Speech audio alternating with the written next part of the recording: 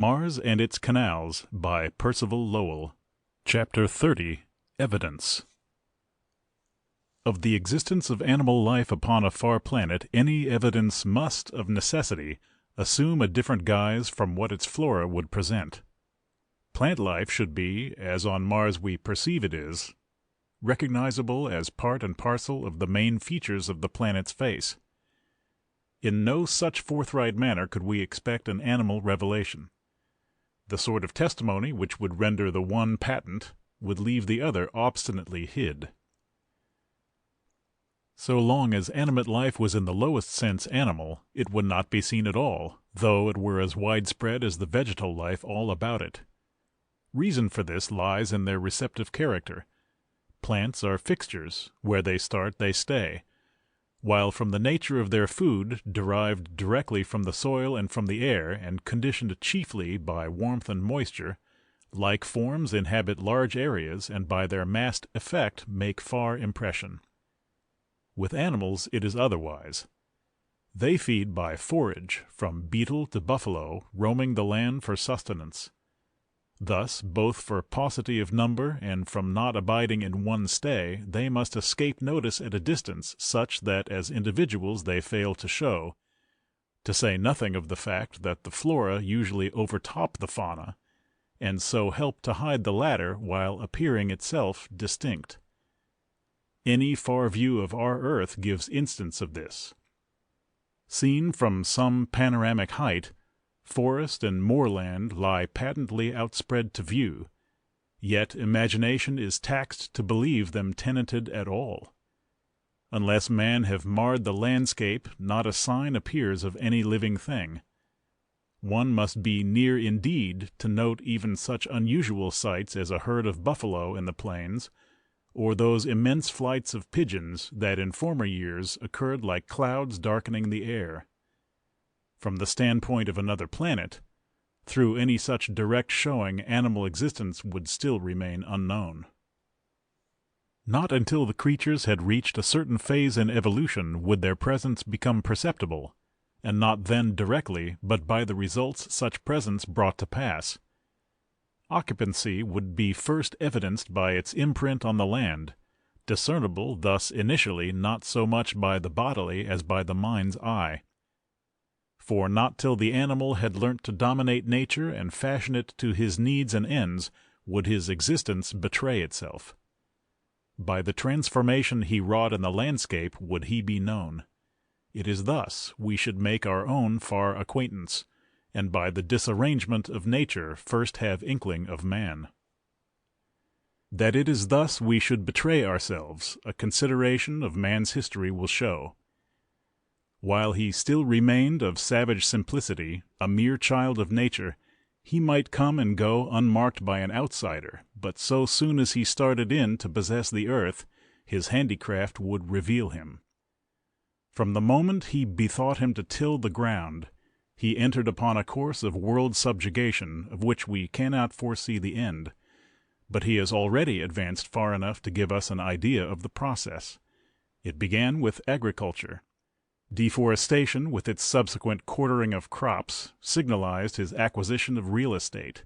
His impress at first was sporadic and irregular, and in so far followed that of nature itself, but as it advanced it took on a methodism of plan.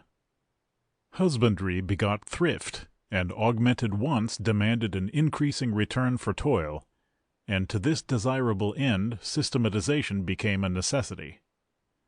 At the same time, gregariousness grew, and still further emphasized the need for economy of space and time. In part unconsciously, man learnt the laws that govern the expenditure of force, and more consciously applied them. Geometry, unloosed of Euclid, became a part of everyday life as insidiously as Monsieur Jourdain found that he had been talking prose. Regularity rules today to the lament of art.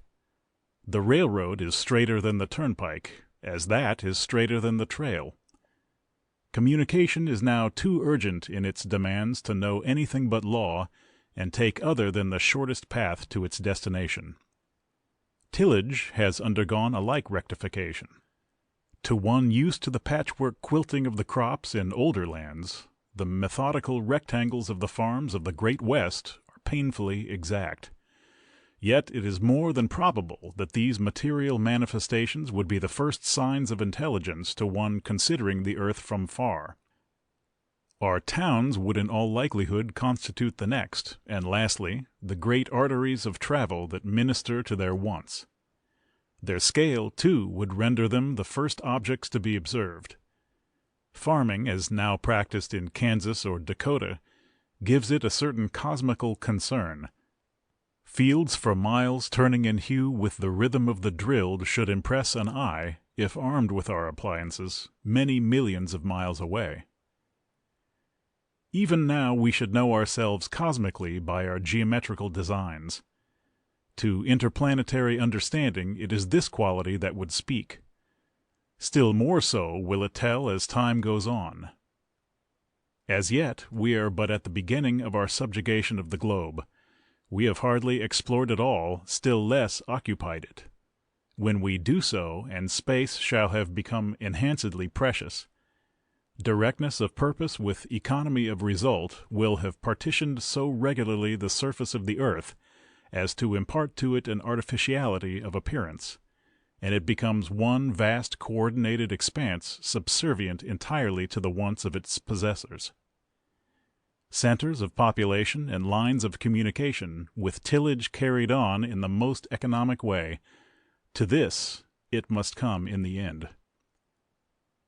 Nor is this outcome in any sense a circumstance accidental to the earth. It is an inevitable phase in the evolution of organisms. As the organism develops brain, it is able to circumvent the adversities of condition, and by overcoming more pronounced inhospitality of environment, not only to survive, but spread.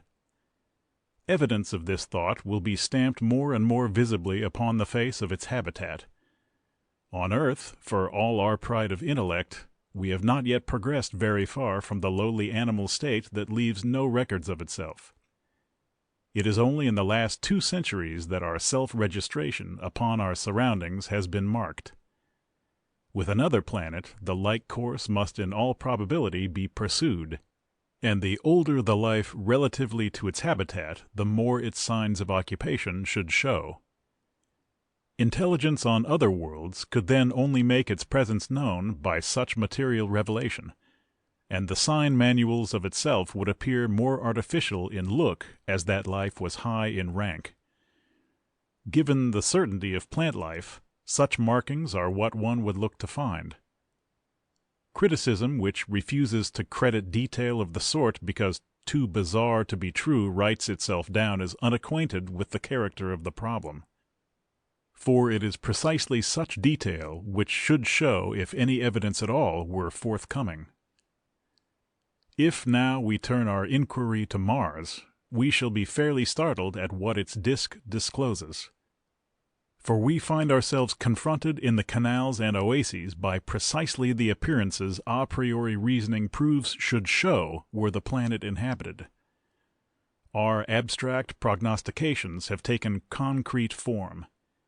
Here in these rectilineal lines and roundish spots, we have spread out our centers of effort and our lines of communication. For the oases are clearly ganglia to which the canals play the part of nerves.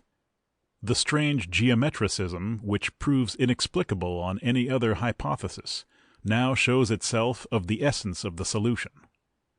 The appearance of artificiality cast up at the phenomena in disproof vindicates itself as the vital point in the whole matter. Like the cachet of an architect, it is the thing about the building that established the authorship. Though the Earth and Mars agree in being planets, they differ constitutionally in several important respects. Even to us, the curious network that enshrouds the Martian disk suggests handicraft. It implies it much more when considered from a Martian standpoint. End of section 32. Recording by Kevin Brown, Bloomfield, New Jersey.